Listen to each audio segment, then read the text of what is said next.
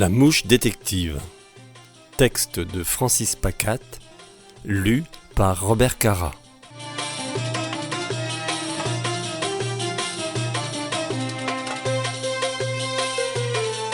De sa falouque à la voile en forme de trapèze, Kefren le pêcheur aperçut au loin la masse blanche du SS Malawi.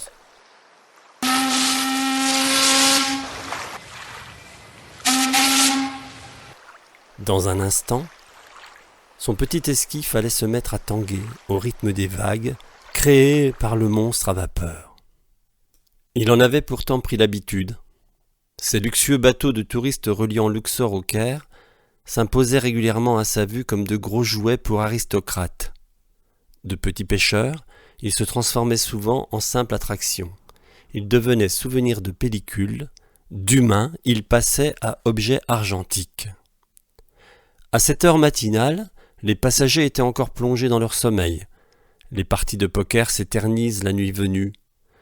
Seule une vieille dame allongée sur son transat semblait défier les premiers rayons du soleil.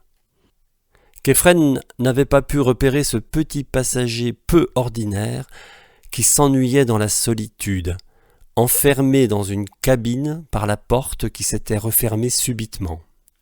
De son perchoir, la mouche attendait patiemment la plus petite occasion de s'enfuir. Elle pensait en maugréant que cette croisière était d'un profond ennui et, à vrai dire, que faisait-elle dans ce lieu ?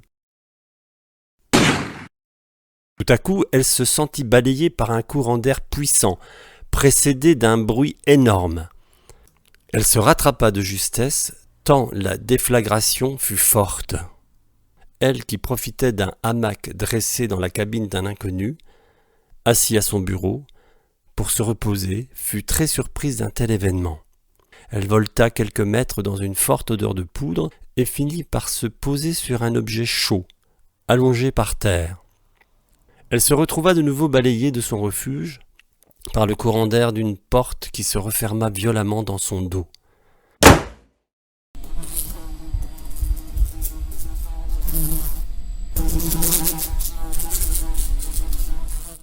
Elle volta de nouveau emportée quelques mètres plus loin et se posa sur quelque chose qui ne bougeait plus et qui ressemblait à un nez humain.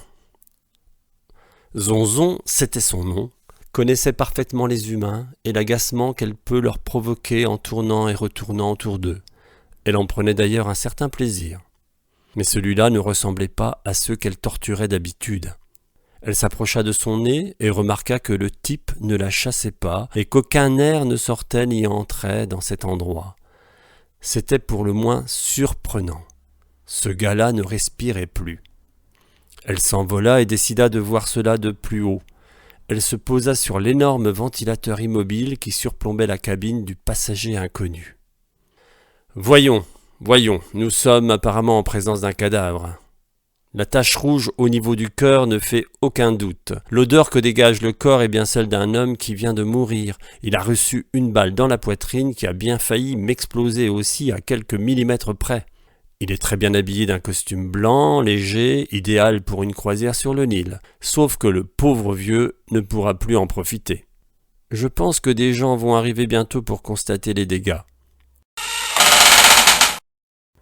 La porte de la cabine s'ouvrit effectivement de nouveau pour laisser entrer deux hommes qui observèrent la scène sans ne rien toucher d'autre que le corps du malheureux dont ils ne purent que constater le décès.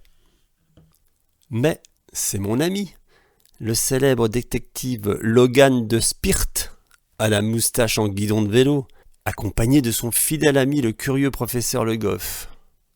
Les voilà chargés d'une sale affaire, un meurtre sur le Nil.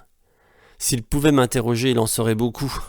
L'heure exacte, l'objet du crime, un vol, puisque l'assassin est entré et a refermé la porte un certain temps après son larcin. Malgré mes tourments causés par les courants d'air et grâce à ma vision très étendue à presque 360 degrés, j'ai vu la scène de crime en direct. J'ai pu voir que l'assassin portait des chaussures rouges et que son arme ressemblait à un calibre 44. Les spécialistes du Caire sont encore loin, surtout à la vitesse où va ce rafio de croisière. Zonzon, qui connaissait bien l'endroit, décida de voler de ses propres ailes pour découvrir un objet manquant. Elle alla, en passant, tournicoter autour des deux détectives et remarqua qu'il manquait un parchemin ancien sur le bureau.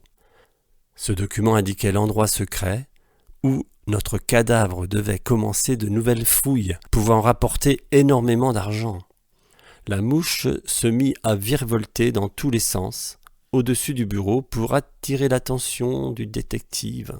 « Que nous veut cette satanée mouche ?» se désespéra le goff. « Je vais inspecter ce bureau de plus près. »« Venez voir de Spirt. Il manque un document sur ce bureau. La loupe, le compas montrent bien que l'homme étudiait une carte ou un parchemin. Un article de presse le montre en partance pour l'Égypte.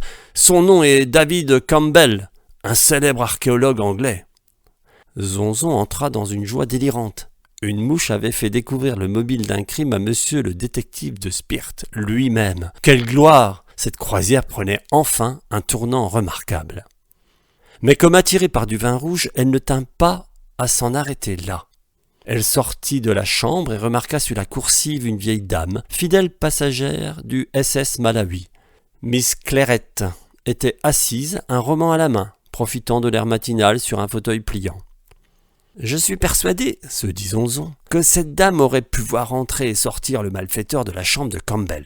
Il suffit que j'attire l'attention des deux compères sur elle. » L'insecte perspicace se mit à tournoyer de plus en plus vite autour de la vieille dame qui la chassait avec force. Elle finit par se lever et aperçut le célèbre détective au loin et décida de l'interpeller. « Monsieur le directeur, je suis terriblement contrarié. Une mouche s'acharne sur moi depuis un moment et je souhaiterais que vous m'en débarrassiez et rapidement. Please !»« Très chère madame, Logan de Spirt n'a ni les compétences ni le talent pour diriger ce palace flottant, ni d'ailleurs l'envie profonde de chasser les mouches. Il est en revanche un détective talentueux reconnu dans le monde entier et aimerait s'entretenir un instant avec vous si vous le permettez. » De Spirt ressentit l'importance de ce flair afin de l'interroger. Elle avait tout vu. L'homme entrait dans la cabine de Campbell, puis en sortir avec un document à la main. Elle n'avait pas entendu de bruit car elle était sourde, mais put faire une description précise de l'agresseur avec ses chaussures rouges. Ancienne dentelière, elle avait conservé la vision de ses jeunes années. Le détective, aidé de son compère, mit peu de temps à mettre un nom sur l'agresseur cupide. Le physique si bien décrit par Miss Clairette, sa façon d'opérer, correspondait parfaitement à celui d'un malfaiteur qui avait échappé de justesse à une ancienne affaire menée par de Spirt. À cette époque, le détective avait été très accablé par les jugements de la presse, semant le doute sur ses compétences. Il lui semblait, à cet instant, tenir une revanche bien méritée.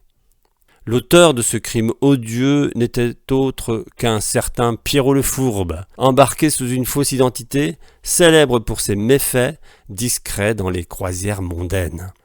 Il fut retrouvé rapidement, arrêté et remis aux autorités policières du Caire. Zonzon visita paisiblement la ville en compagnie des deux compères en humant de près dattes et figues du marché.